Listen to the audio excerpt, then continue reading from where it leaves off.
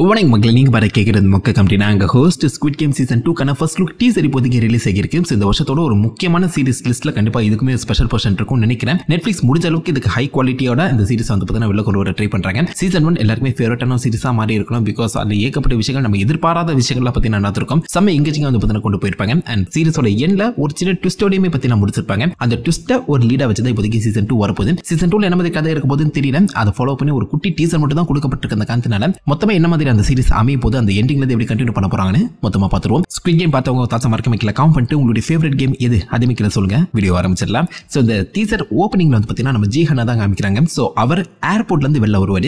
So ஜீஹன் first எப்போ ஏர்போர்ட்டுக்கு வந்தாருங்கிற ஒரு கேள்வி உங்களுக்கு எழுப்பலாம். சீசன் 1 பார்க்காதவங்களுக்கு சொல்ல போனோம்னா ஜீஹன் அந்த பேரை மறந்துருக்கேன். அவருடைய உண்மையான பேர் 456 நம்பர் சொல்றதுக்கான காரணம் இந்த கேம் ஸ்குவிட் கேம் நீங்க எடுத்து பார்க்கும்போது மொத்தம் 456 பிளேயர்ஸ் வந்து பார்த்தீங்கன்னா உள்ள இருப்பாங்க. ஸோ அதை எல்லாத்துலயுமே நம்பர்ஸ் தான் ஒரு மிக முக்கியமான ரோல் வந்து பிளே பண்ணும். எல்லா பிளேயர்ஸையுமே நம்பர்ஸ் வச்சு தான் கூப்பிடுவாங்க. ஸோ அந்த வகையில் ஃபர்ஸ்ட் நம்பர் 1ல இருந்தது இல்னாம். ஸோ அவர் தான் டெக்னிக்கலாக அந்த ஸ்குவிட் கேமை உருவாக்குனது. ஸோ 456th பிளேயராக இருந்தவர் ஆப்வியஸாக நம்ம ஜீஹன். ஸ்குவிட் கேம் எண்ணில் இவர் தான் ஜெயிக்கிற மாதிரி காமிக்கப்படும். ஸோ டெக்னிக்கலாக இவர் அத்தனை பேரும் போட்டு தள்ளிட்டு 455 பேரை உண்மையாகவே எலிமினேட் பண்ணி லைஃப்லேருந்து தூக்கிட்டு இவர் ஜெயிச்சிருப்பாரு. ரத்தக்கரை படிஞ்ச அந்த பணத்தை தான் இவர் வந்து ஓன் பண்ணியிருக்க மாதிரி அந்த சீரிஸை முடிச்சிருப்பாங்க. அது கிட்டத்தட்ட இவர் ஒரு ட்ராமாக்குள்ளேயே தள்ளிடுங்க. ஸோ ஆல்மோஸ்ட் லைக் 1 இயர் அந்த காசு அவர்கிட்ட அதிகமாக இருந்தாலும் அதை தொடுறதுக்கு அவருக்கு மனசு வந்திருக்குது. அந்த காசை நான் டச் பண்ணக்கூடாது, அது பாவப்பட்ட காசுங்கிற மாதிரி அவர் ஒதுங்கி வாழ்ந்துட்டு இருப்பாரு. ட்ராமாக்குள்ள மாட்டி இருந்த இவரை வெளியில கொண்டு வந்தது இல்னாம். ஸோ அதாவது அந்த ஸ்குவிட் கேம்ல ஃபர்ஸ்ட் நம்பர் 1 பிளேயர் அவர் தான். பட் அவர் என்னதான் பிளேயர்னு சொல்லி மென்ஷன் பண்ணி இருந்தாலும் உண்மையிலேயே இந்த மொத்த ஸ்குவிட் கேமே உருவாக்குனது அவர் தான். 1980s வந்து பார்த்தீங்கன்னா இதுக்கான அடித்தளத்தை போட்டு அவர்கிட்ட அதிகமான காசு இருக்கு. பட் அந்த காசை வச்சு அவரால் ஃபன் பண்ண முடியல. அந்த ஃபன்னுக்காகவே இந்த ஸ்குவிட் கேம்ங்கிற ஒரு விஷயத்தை உருவாக்கி அப்பதுல இருந்து கிட்டத்தட்ட நூற்றுக்கணக்கான ஆயிரக்கணக்கான மக்கள் அவர் வந்து பார்த்தீங்கன்னா ஒரு கொன்னு ஃபன் பண்ணிட்டு இருக்காரு. ஃபைனல் அவர் சாக போறங்கிற ஒரு விஷயம் தெரிஞ்சிட்ட அப்புறம் நான் உருவாக்கின கேம்ல நான் செத்து போயிடுறேன் அப்படிங்கிற ஒரு கான்செப்ட்ல தான் அவர் உள்ள வந்திருப்பாரு. பட் அதுல இருந்து ஆப்வியஸா அவர் வந்து காப்பாத்தி கிட்டத்தட்ட 1 வருஷ காலங்கள் ஸ்குவிட் கேம் முடிஞ்சு 1 வருஷம் அவர் வந்து டெத் பெட்ல தான் இருக்க மாதிரி காமிச்சிருப்பாங்க. ஃபைனலா அவர் சாக போறங்கிற ஒரு விஷயம் தெரிஞ்சிட்ட அப்புறம் இந்த பக்கம் நம்ம ஜீஹனை உள்ள கூட்டிட்டு வந்து இவன் தானே உண்மையான வின்னர், ப்ரீவியஸ் ஸ்குவிட் கேமோட வின்னர் இவர் தானே. இவன் கூட ஃபைனலா ஒரு கேம் விளையாடி தன்னுடைய மொத்த சொத்தையுமே அவன் தலைமையில எழுதி வச்சிடலாம். இந்த ஸ்குவிட் கேமுக்கான மொத்த பொறுப்பையுமே இவன் தலைமையில எழுதி வச்சிடலாம்ங்கிற ஒரு தாட்ல தான் ஃபைனலா ஒரு சின்ன கேம் அந்த ரோட்டோட இருக்க அந்த ஹோம்லெஸ் மேன் வச்சு விளையாடுற மாதிரி காமிக்கப்பட்டிருக்கும். அண்ட் எதிர்பார்த்த மாதிரி ஆப்வியஸா நம்ம ஜீஹன் ஜெயிக்க அந்த ஸ்குவிட் கேமோட மொத்த கண்ட்ரோலுமே நம்ம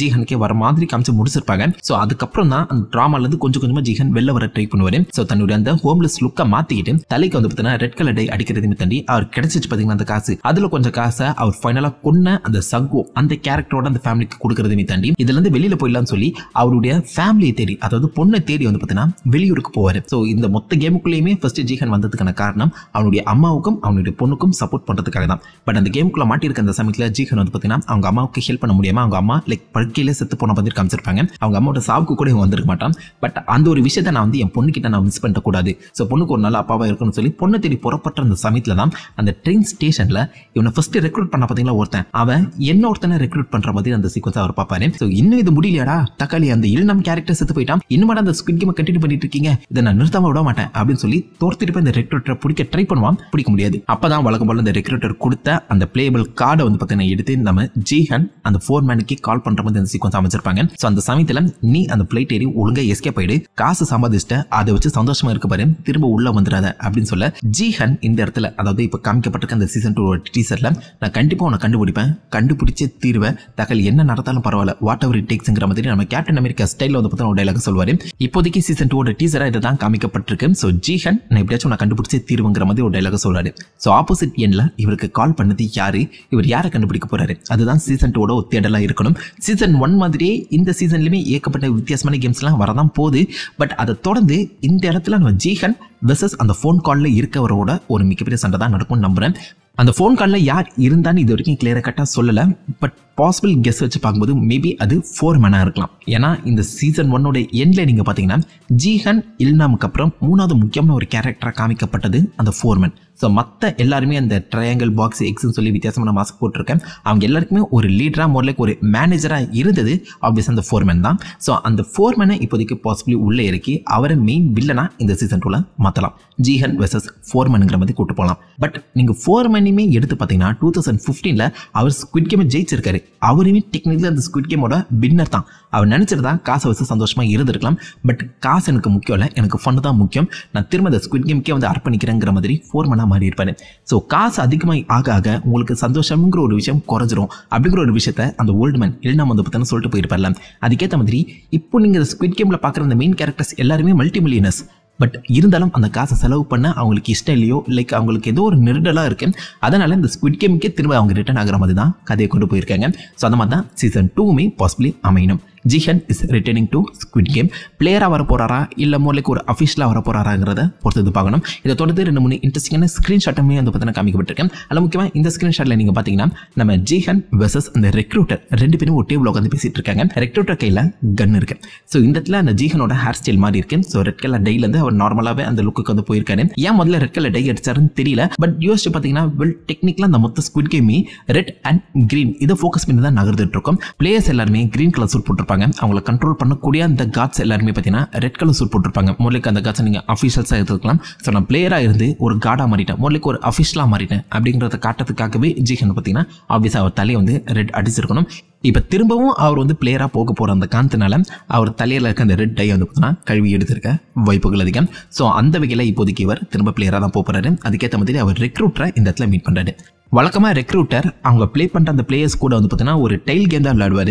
அது ரொம்ப பார்க்க சிம்பிளாக தான் இருக்கும். பட் ஆப்வியஸாக அது ரொம்ப ஒரு ஸ்ட்ரிக்கியான கேம். ஸோ அந்த ஒரு விஷயத்தை இப்போதைக்கு கொஞ்சம் ஆம்பிளிஃபை பண்ணியிருக்காங்க. அதாவது கொஞ்சம் பயங்கரமாக மாற்றிருக்காங்க. கையில் கன் வச்சிருக்காருல, மேபி அவங்க ரஷ்யன் ரூலட் கேம் விளையாடலாம். அதாவது ஆப்வியஸாக அந்த கன்னில் ஒரு புல்லட்டை மட்டும் வச்சுக்கிட்டு அந்த தலையில் சுடுற கேம் மாதிரி ஒரு கேம் வந்து பார்த்தீங்கன்னா விளையாடலாம்னு நினைக்கிறேன். வழக்கமாக கேமுக்குள்ளே வந்துட்டு அப்புறம் தான் அந்த ஸ்குவிட் கேம் பிளேஸ் எல்லாருமே கொள்வாங்க. பட் இந்த முறை லைக் கேம் விளையாடுறதுக்கு முன்னாடி அந்த நாமினேஷன் ப்ராசஸ் அப்போயே வந்து பார்த்தீங்கன்னா எல்லாருமே கொள்ள போகிறாங்க நம்புறேன். ஸோ ரஷ்யன் ரூலட் கொஞ்சம் ஒரு பயங்கரமான கேம் தான். ஸோ அதை மேபி நம்ம ஜிஹன் கரெக்ட் பண்ணுற மாதிரி காமிக்கலாம். அதை ஃபாலோ பண்ணி இந்த ஒரு கிளிப்ல நீங்கள் வந்து பார்த்தீங்கன்னா நம்ம ஜிஹன் பக்கத்தில் இருக்க ஒரு கார்டை கொஞ்சம் ஷாக்கோட பார்க்குற மாதிரி காமிக்கப்பட்டிருக்கு.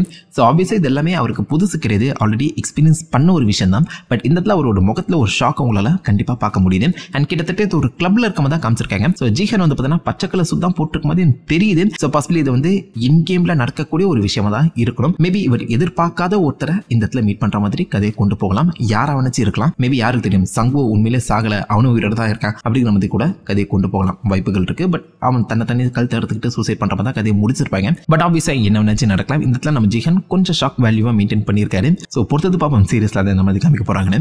ஸோ அதை ஃபாலோ பண்ணி நம்ம ஜிஹன் ஆப்வியஸா இந்த இடத்துல நம்ம ஃபோர்மனை எதிர்த்து நிற்கும் போது ஃபோர்மனோட அந்த கதையுமே பார்த்தீங்கன்னா ஒரு வித்தியாசமான சப்ளாட்டா மூவ் ஆகிறதுக்கான வாய்ப்புகள் இருக்கு. சீசன் 1ல நீங்க பாத்தீங்கன்னா ஃபோர்மனோட அண்ணன் டிடெக்டிவா இருப்பாரு.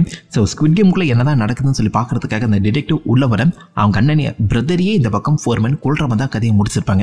ஸோ ஃபோர்மன் இறந்துட்ட மாதிரி தான் அவங்க அண்ணன் நினைச்சிட்டு இருப்பாரு. பட் இந்த இடத்துல அண்ணன் தம்பிக்குள்ள ஒரு சண்டை வர அந்த இடத்துல ஃபோர்மன் வந்து பார்த்தீங்கன்னா அவங்க அண்ணனையும் சொல்ற மாதிரி காமிச்சிருப்பாங்க. இப்போதைக்கு அண்ணனா பிளே பண்ண டிடெக்டிவா பிளே பண்ண அந்த கேரக்டர் வந்து பார்த்தீங்கன்னா டெக்னிக்கலா அந்த சீரிஸ்ல இருக்காரு. ஸோ விச் மீன்ஸ் அவர் உண்மையிலேயே சாகல, திரும்ப ரிட்டர்ன் ஆக போறாருங்கிற மாதிரி கூட கதையை கொண்டு போகலாம். ஸோ ஃபோர்மன் சைட் ஆஃப் ஸ்டோரியும் டீடைல்டா காமிப்பாங்கன்னு நினைக்கிறேன். அதே மாதிரி இந்த ஃபோர்மனுக்கு மேல வந்து பார்த்தீங்கன்னா இந்த ஹையர் அஃபிஷியல்ஸ் ஆர் பாசிபிளி இந்த கேமை ஆர்கெஸ்ட்ரேட் பண்ணக்கூடிய அந்த இலுமினாட்டி குரூப் வந்து பார்த்தீங்கன்னா இருக்கலாம். ஸோ அவங்க என்ன மாதிரி இந்த ஸ்குவிட் கேமை ரன் பண்ணிட்டு இருக்காங்க, மல்டிபிள் கண்ட்ரீஸ்ல இந்த ஸ்குவிட் கேம் என்ன மாதிரி ஓடிட்டு இருக்கு, கொரியால மட்டும் அவங்க அதிகமாக ஃபோக்கஸ் பண்ணுறதுக்கான காரணம் என்னங்கிற மாதிரி கூட அந்த கதையை வந்து பார்த்தீங்கன்னா இன்னும் கொஞ்சம் டீட்டெயிலாக காமிச்சாங்கன்னா நல்லா இருக்கும்னு நினைக்கிறேன். ஸோ ஸ்குவிட் கேம் 1ல ஜஸ்ட் அந்த கேம்ஸை மட்டும் ஃபோக்கஸ் பண்ணி கூட்டிட்டு போயிட்டாங்க. ஸ்குவிட் கேம் 2ல அந்த கேமுக்கு பின்னாடி இருக்க அந்த மித் அந்த லோரை வந்து இன்னும் டீட்டெயிலாக எக்ஸ்பேண்ட் பண்ணாங்கன்னா இது இன்னும் ஒரு மிகப்பெரிய பிரான்ச்சஸாக வளர்றதுக்கான வாய்ப்புகள் இருக்கு. ஸோ அந்த அளவுக்கு ஒரு நல்ல பொட்டன்ஷியல் இருக்கக்கூடிய ஸ்டோரி தான். போன முறை காமிச்சா அதே கேம்ஸை ரிட்டர்ன் கொண்டு வராமல் கொஞ்சம் ஒரு வித்தியாசமான கேம்ஸ் உள்ள இறங்கினாங்கன்னா இன்னும் பெட்டராக இருக்கும்னு நினைக்கிறேன். ஸோ நீங்கள் இந்த சீரிஸ் பற்றி என்ன நினைக்கிறீங்க, எத்தனை பேர் இந்த சீசன் 2 பார்க்கறதுக்காக அவ்வளோ காத்துட்டு இருக்கீங்க? அண்ட் சப்போஸ் நீங்கள் ஸ்குவிட் கேம்குள்ளே மாட்டிருந்தீங்கன்னா எந்த கேம் உங்களுக்கு டஃபாக ஃபீல் ஆகும், அது எல்லாத்தையுமே மறக்க வைக்கலாம் பண்ணிட்டு அந்த லைக் பண்ணி தேடி விடுங்க. நான் உங்களை நல்ல ஒரு அசமான விடையிலுமே பண்ணுறேன். Have fun guys. வட்டா